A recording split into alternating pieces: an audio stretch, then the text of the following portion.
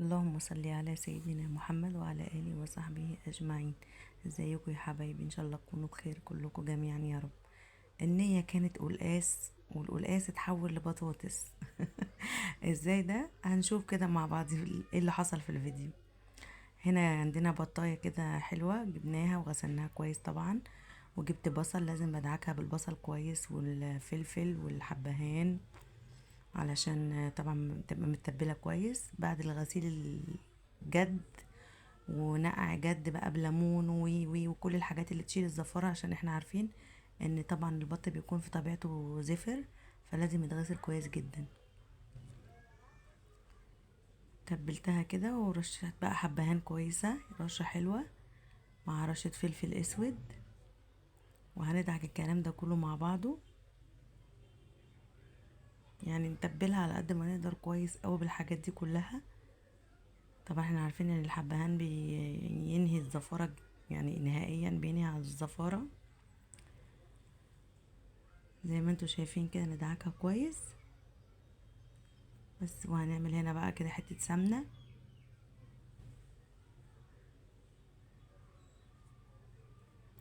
طماطمايه، انا مش هحط بصل، خلاص انا اكتفيت بالبصل اللي انا متبله بيه، لاني كفايه كده قوي البصل اللي انا حاطاه في البط، فمش هحتاج ان انا احط بصل تاني مع الشوربه.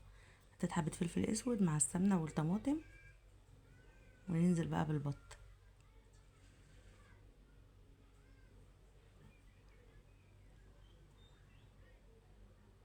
وهنا هنعمل رز معمر. انا طبعا بعاير الرز الاول، بس هاخده اغسله، يعني انا كده مش غسلاه لسه، انا كده غسلته خلاص. هتبله بقى الملح.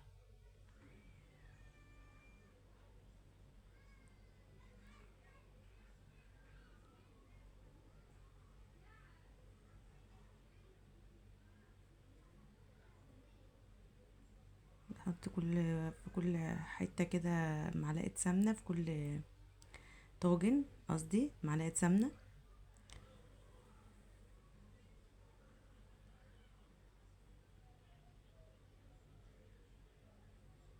شويه فلفل. ونقلب الكلام ده بقى مع بعضه كويس عشان الرز يتشبع بالسمنة والملح والفلفل.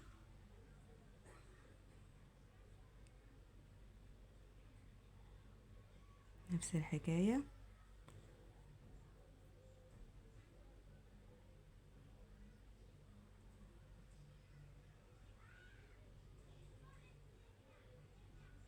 وهنا معايا لبن بلدي، وحاطة معاه شوربة بط.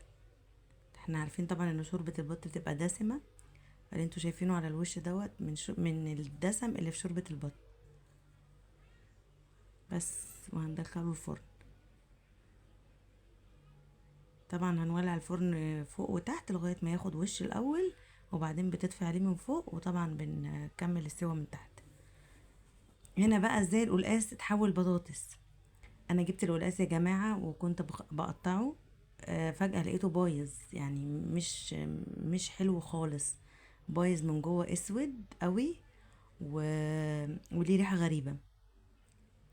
فطبعا رجعته للراجل اللي انا جايباه منه، وجبت بطاطس مكانه. فاحنا كنا المفروض ان احنا هنعمل قلقاس يعني، فالقلقاس اتحول بطاطس. حطينا شويه ملح وشويه حطيت فلفل اسود وشويه كزبره وشويه كمون ومكعبين مرق الدجاج.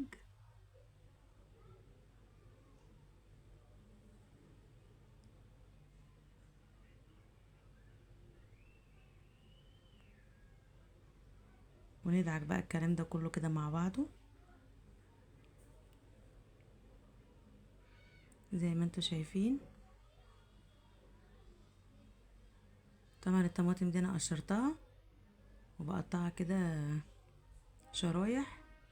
هي كده كده طبعا هتدوب في البطاطس، مش هتكون موجودة.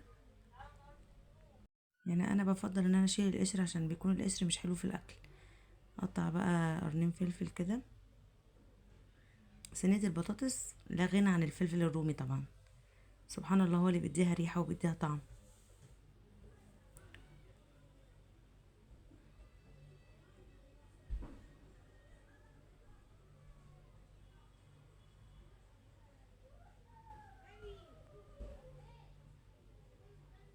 بس وفصين توم بقى، ممكن تقطعوه بالسكينة لو توم كبير، لكن انا توم صغير زي ما انتوا شايفين، فهرسته بالهراسة.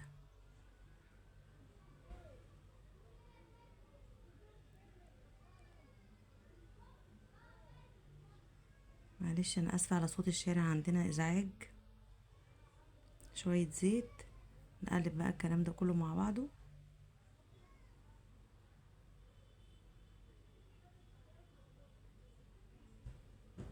حطيت الشوربة واحط معلقة صلصة عشان انا حاسة ان الطماطم مش كفاية.